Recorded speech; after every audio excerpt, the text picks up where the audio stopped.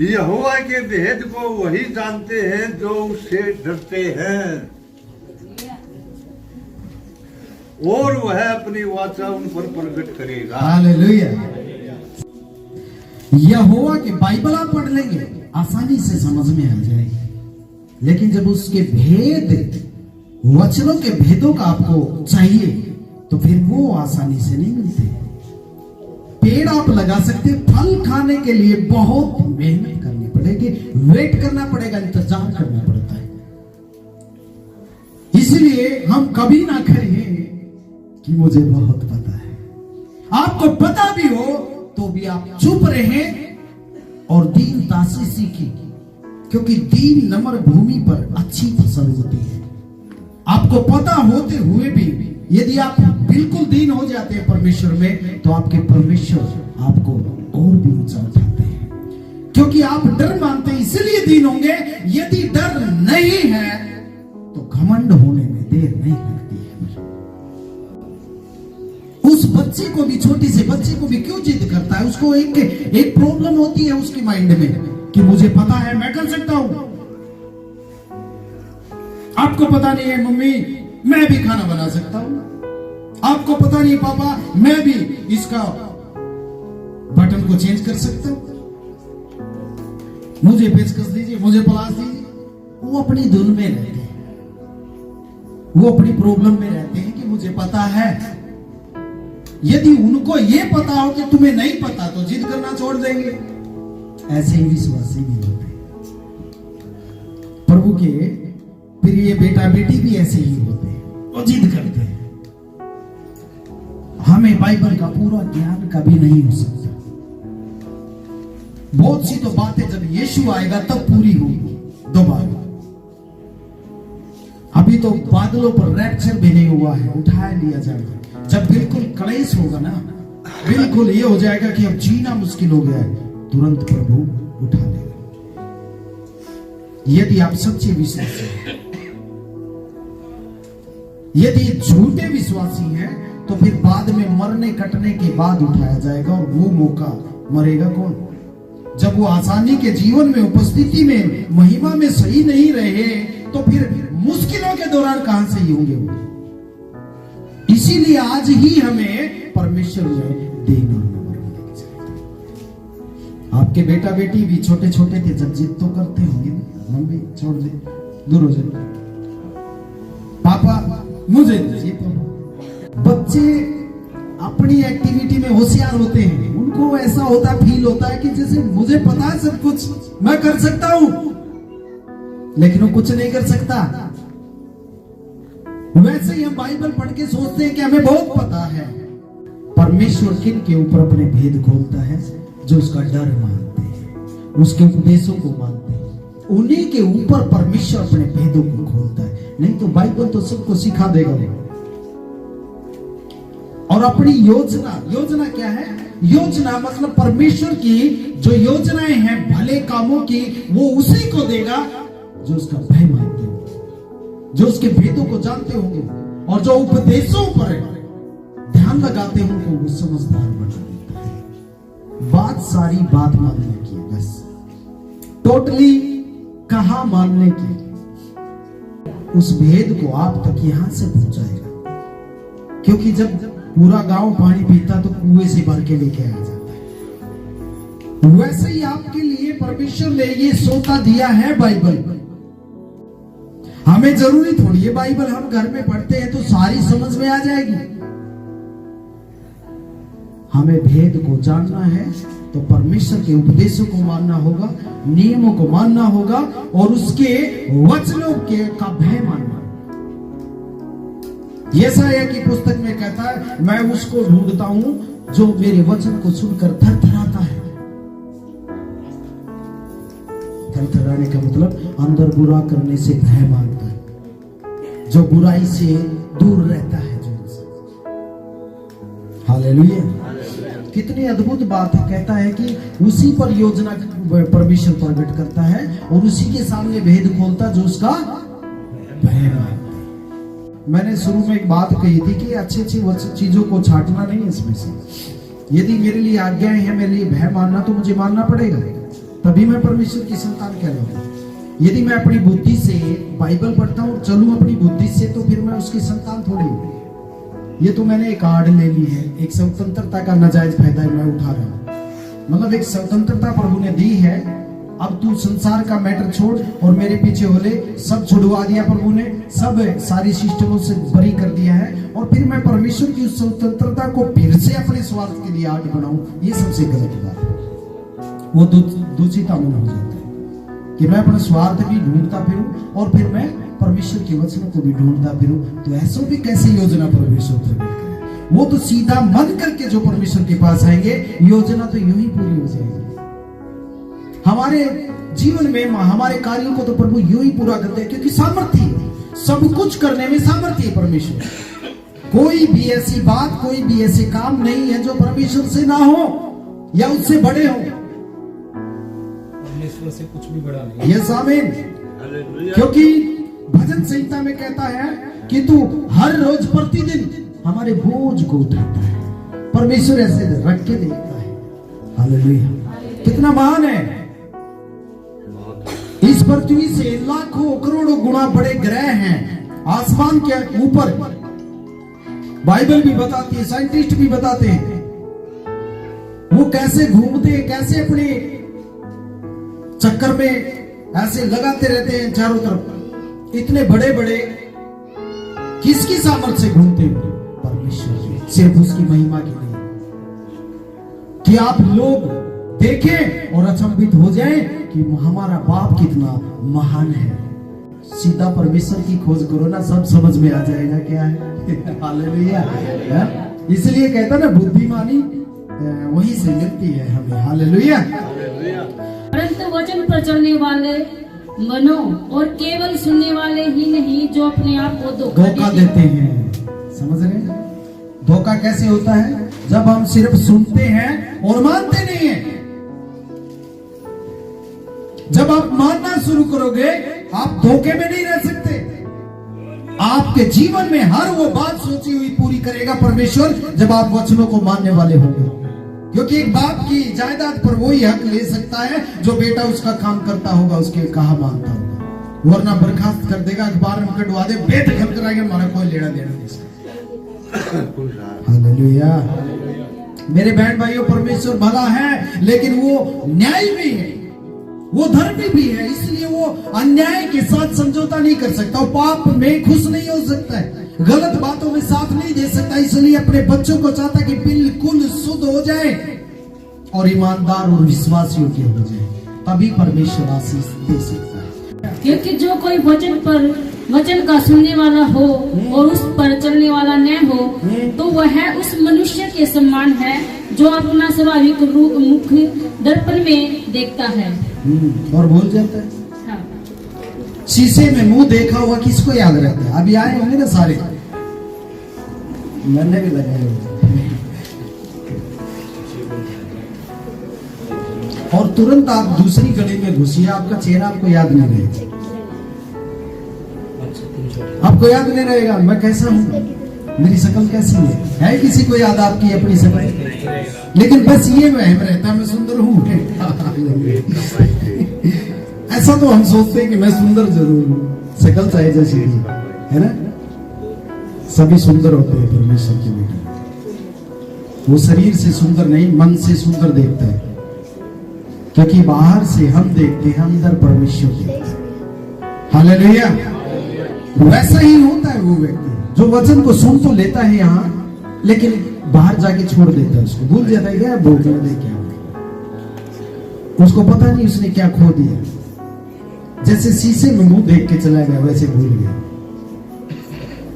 ज्ञान शैतान के पास भी है, लेकिन दुष्ट क्यों है? वो दुष्ट क्यों है? क्योंकि ज्ञान, कुरिन्थियों की पुस्तक बोलती है, पहला कुरिन्थियों, कि हम सबको ज्ञान है,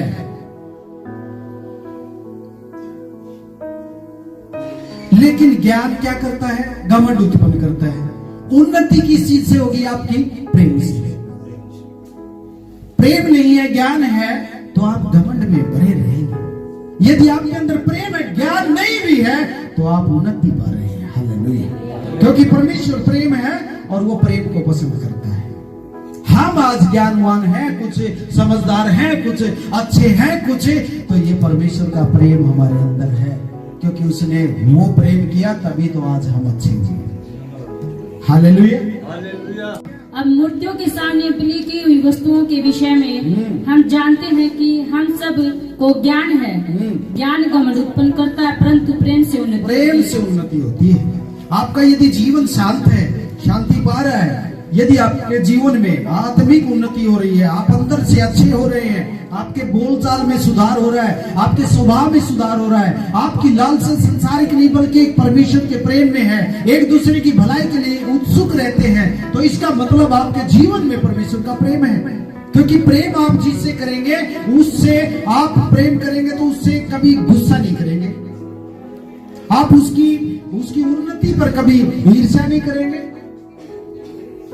आप जब ऊंचा उठते हैं तो परमेश्वर को खुशी होती है, क्योंकि आपसे प्रेम करता है।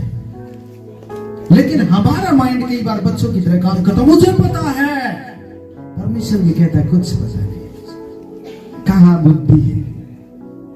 हालेलुया। हमें सीखने की जरूरत है। सदा इस ताक में रहिए, मैं और सीखूं, मुझे और चाहिए। एक गीत गाते हैं ना, और चाहिए तेरा जलाल हमें और चाहिए, सदा मांगते रहिए।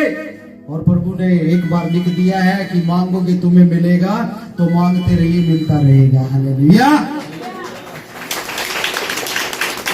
और 2 में क्या लिखा हुआ, 2-3 में? हालेलुया। यदि कोई समझे कि मैं कुछ जानता हूँ, तो जैसा जानना चाहिए वैसा अब तक नहीं हाँ, यदि किसी को ये वहम हो जाता है, क्योंकि बच्चा जब बड़ा होता है उसे पता चल जाता है कि मैं कुछ नहीं जानता था, वाकई में नहीं जानता था, मैं तो जिद करता था बेकार में, मेरी मम्मी से, मेरे पापा से। अब उसे पता चला है।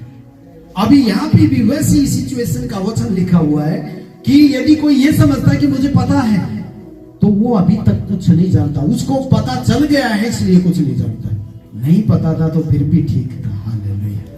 हमें कभी भी बाइबल से उबना नहीं है, उसकी प्यास रखनी है वचन। कलीसिया में वही लोग निरंतर बने रहते हैं जिन लोगों को परमेश्वर की वचन की प्यास होती है। मैं बोल देता हूँ, जिनको प्रभु से प्रेम होता है वही निरंतर बने रहते हैं। जिनको परमेश्वर से पाना है कुछ, वही लोग बने रहते हैं। आप इच्छुक रहिए, इच्छा को परमेश्वर पूरी करेगा। आपकी परिस्थितियों को यदि रोकती है चर्च आने से, वचन को ग्रहण करने से, तो परिस्थितियों को परमेश्वर बदलेगा। आप उससे बोलिए, प्रभु मुझे वो दिन तेरे लिए देना है, क्योंकि तेरी आज्ञा है, फर्स्ट तुझे बाकी मुझे। क्योंकि परमेश्वर को एक बार आपने फर्स्ट दे दिया तो बाकी आपको परमेश्वर ने सब कुछ दे दिया। हालेलुया। आप परमेश्वर के इच्छुक रहिए, अपने आप परिस्थितियों को प्रभु बदलेगा। जब हमारी इच्छाएं नहीं होगी, संसारिक होगी, तो कहां से बदलेगा? कुछ नहीं बदलने वाला है। फिर हम जानते नहीं है परमेश्वर को, उसकी सामर्थ को समझे नहीं, उसके प्रेम को जानते नहीं है। हालेलुया। और कहता है, परंतु यदि कोई परमेश्वर से प्रेम रखता तो परमेश्वर उसे पहचानता, फिर परमेश्वर से हमारी पहचान हो सकती है। ज्ञान हम कितना भी पाएंगे, लेकिन प्रेम नहीं होगा, उस ज्ञान का क्या फायदा जब प्रेम नहीं होगा? ज्ञान इसलिए दिया गया ना परमेश्वर की ओर से कि आपका प्रेम बढ़े। आप जो भलाइयां करना नहीं जानते, वो भलाइयां आपके जीवन से निकले, फिर सीखने का फायदा क्या है? एक अनुभव आपको परमेश्वर में बढ़ा सकता है। और अनुभव कब होता है? खाली सीखने से, पढ़ने से अनुभव नहीं होता है। आप दूसरों को अच्छी शिक्षा दे सकते हैं, लेकिन खुद भी आपको उसका अनुभव होना चाहिए कि जो वचन मैं बोल रहा हूं मेरे जीवन में वो हुआ है कि नहीं हुआ। अनुभव कैसे होता है? एक कोई भी आप एक फल ले लीजिए, सेब ले लीजिए। सेब को जब हम देखते हैं, आपको थोड़ा थोड़ा एहसास होता है, आपको पता है पेड़ पे लगती है, अच्छा फल है, गुण होते हैं, इसके अंदर कैल्शियम है, इसका टेस्ट थोड़ा सा अच्छा सा, हल्का सा खट्टा मीठा होता है, लाल रंग होता है इसका। और इसको अच्छे आदमी भी, बीमार आदमी भी सबके लिए बेस्ट है। आप जानते हैं उसके विषय में, आपने सब कुछ प्राप्त कर लिया जानकारी, लेकिन जब तक आप उसको खाएंगे नहीं तो आपको अनुभव कैसे होगा? जब तक वचन आपको जान लिया आपने, और जब तक वो आपके जीवन में अनुभव नहीं होगा, आप उस वचन के द्वारा जीवन नहीं जिएंगे, तो कहां से टेस्ट का पता चलेगा? ऐसे वचन आज बहुत बहन भी भाई भी, चलिए जैसे भी परमेश्वर की सेवा कर रहे हैं, लेकिन आपको यदि परमेश्वर की रियल सामर्थ्य में बढ़ना है, आपको जानना परमेश्वर के भेद, तो आपको डर मानकर उसकी वचन के पीछे चलना तो होगा ही। यदि प्रभु ने आशीष की घोषणा की है तो उपदेश की भी की है, उसका डर मानने की भी की है। आपको गुजरना पड़ेगा मेरे बहन भाइयों, किस में से? हाँ बताओ। दुखों की भट्टी में से। किस में से? हाँ, एक लोहे का काम करने वाला जब तक लोहे को अनुभव नहीं कराता है आग का, औजार नहीं बना सकता। सोने का काम करने वाला जब तक उस सोने को आग का अनुभव नहीं करा देगा, सोना सीधा होने वाला नहीं। हम भी जब तक दुखों में से नहीं गुजरेंगे, सीधे होने वाले नहीं हैं। दुख में परमेश्वर को याद करते हैं, सब सुख में को करता ही नहीं है। मान लीजिए ये पत्थर की दीवार है या वो सामने है, मैं उसके पास जाके कहूं मेरा दुख है, उसको क्या फर्क पड़ेगा? मैं कहूं मैंने पाप किया है, मैं ये रख के जाता हूं, मैंने ही समझौता कर लिया मैं सही हूं, वहां से कोई जवाब नहीं मिलने वाला। यदि आपको सही जानकारी अपने जीवन की पानी है तो ये आपको जवाब देगा, क्योंकि जीवित परमेश्वर के जीवित वचन। हालेलुया। इसलिए मेरे प्रिय भाई बहनों, परमेश्वर का जो दान है वो दान स्वर्ग में से है, ना कि पृथ्वी का है। हम परमेश्वर को कुछ भी नहीं जानते हैं, उसके भेदों को जब परमेश्वर प्रकट करता है, जब हम डर मानते हैं तब वो प्रकट करता है। आप बाइबल को सही तरीके से पढ़ते होंगे, इज्जत करते होंगे वचन की, लेकिन आपको भय होगा, डर होगा और वचन के पीछे चलने वाले होंगे, तब परमेश्वर अपना वो भेद आपके ऊपर खोले। हालेलुया। समझ रहे हैं? तो क्या लिखा हुआ आगे? और विश्वास के द्वारा मसीह के तुम्हारे हृदय में बसे कि तुम प्रेम में जड़ पकड़कर और नेव डालकर। प्रेम में जड़ पकड़ो और प्रेम की नींव डाल दो। किस चीज की? प्रेम। और किस में दृढ़ होना है? प्रेम, विश्वास में दृढ़। क्योंकि विश्वास में दृढ़ वही हो सकते हैं जो सही प्रेम करते हैं। विश्वास वही मानते हैं। विश्वास जानकारी नहीं है, विश्वास अनुभव है कि मुझे अपने स्वार्थ से नहीं बल्कि किसी की भलाई के लिए उससे प्रेम करना है। हालेलुया। यदि मैं मनुष्य और स्वर्गदूतों की बोलियां बोलूं और प्रेम न रखूं, तो मैं ठनठनाता हुआ पीतल और झंझनाती हुई झांझ हूं। खाली बजने वाला है। प्रेम नहीं है तो खाली बोलने वाला है वो, बस बखर बखर बखर कुछ नहीं। जिसके अंदर प्रेम है वो ठोस है, विश्वास में मजबूत है। लेकिन जिसके अंदर प्रेम नहीं है वो कहता कि चाहे स्वर्गदूतों की बोलियां अन्य भाषाओं में या परमेश्वर की तारीफ कितनी भी करते हो, लेकिन प्रेम नहीं है अंदर, तो कहता जिस भाई को तू देखता है उससे तेरा प्रेम नहीं है, तो जिस परमेश्वर को नहीं देखता उसकी भाषा क्यों बोल रहे हैं? क्या फायदा होगा तुझे? आगे।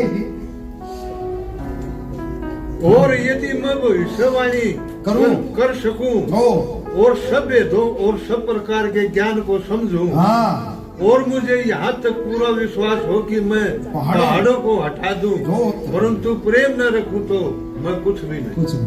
कितनी भी सामर्थ क्यों ना हो परमेश्वर की, चाहे वो एक बार कहे कि ये पहाड़ यहां से हट जाए, हट गया, और उसके अंदर प्रेम नहीं है तो कुछ भी नहीं है। हालेलुया। आज टोटली क्या है कि हम बाइबल को यदि प्रेम करना सीख गए तो बाइबल को समझ गए, नहीं तो भूल जाइए आप बाइबल जानते हुए। बता देते अब ये हमें दर्पण में धुंधला सा दिखाई हाँ, थोड़ा सा दिखाई, ऐसी थोड़ी थोड़ी समझ आ रही है कि प्रभु यीशु आएगा, हमें लेकर जाएगा, बादलों पे कैसे उठाएगा, किस किस को उठाएगा, जो प्रेम रखते हैं उनको उठाएगा। हालेलुया। पढ़िए थोड़ा सा और आगे। परंतु उस समय आमने सामने देखेंगे। हाँ। इस समय मेरा ज्ञान अधूरा है, परंतु उस समय ऐसी पूरी रीति से पहचानूंगा जैसा कि मैं पहचाना गया हूँ। हाँ। और अब विश्वास, हाँ। आशा, प्रेम, ये तीनों सताई है, पर इनमें सबसे बड़ा प्रेम है। आप बाइबल को जानते हैं यदि आप एक दूसरे से प्रेम करते हैं। इससे अध्याय को जब आप पढ़ेंगे आपको और भी परमेश्वर क्लियर करेगा। घर जाके पढ़ना इसको। ये होते हैं उपदेश लगा लीजिए, आज्ञाएं लगा लीजिए, नियम लगा लीजिए, लेकिन है किसकी भलाई के लिए? हमें इन पे भूलना नहीं है, हमें घमंड नहीं करना। मुझे पता चल गया है, हमें और दीन होना। मुझे और चाहिए प्रभु, मांगिए, थोड़ा सा मांग कर खुश ना होइए। मुझे पता है मुझे और चाहिए, और दे। हालेलुया। और चाहिए तेरा जलाल है, और चाहिए। पूरा नहीं बोलूंगा तो प्रभु आप सबको आशीष दे इन वचनों के द्वारा। हमें कभी भी अधूरे से ज्ञान को कभी हमें संतुष्ट नहीं होना है कि मैं जान चुका। हमें परमेश्वर का शुक्रगुजार हमेशा होना चाहिए कि प्रभु मुझे और दे।